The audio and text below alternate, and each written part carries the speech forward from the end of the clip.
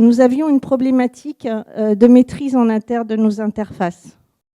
Notre système de gestion en amont avait un module comptable intégré qui avait été développé en son temps, et les personnes qui avaient fait ces développements, évidemment, sont parties, sans forcément laisser leur expertise.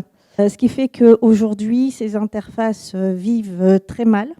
On a systématiquement des anomalies, et surtout en termes de réactivité, comme on ne maîtrise pas du tout ces développements, le moindre changement est un problème.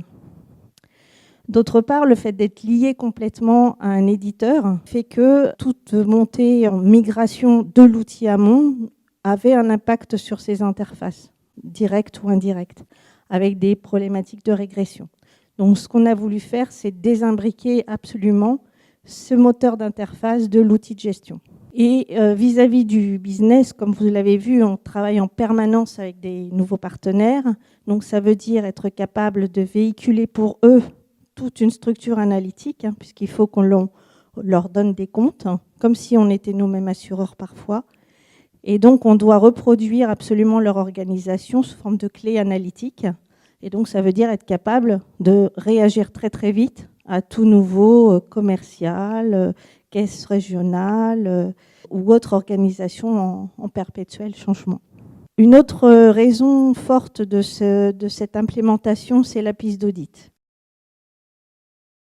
L'alimentation de notre comptabilité avait été en son temps faite avec une idée d'agrégation au maximum. Le comptable à l'époque se disait que de toute façon, la justification se trouvant dans le système amont, il n'avait pas besoin de transporter autant d'informations que cela.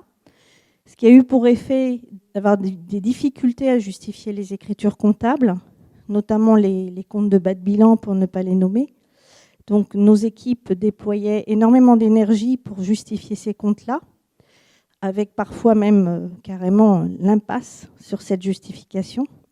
Et puis, avec Solvabilité 2, on a des obligations de transparence, de répondre à des normes assez strictes de piste d'audit, de pouvoir remonter du reporting jusqu'à sa source, ce qui fait que cette agrégation n'est absolument plus possible en assurance. Il a fallu vraiment désagréger au maximum ces écritures.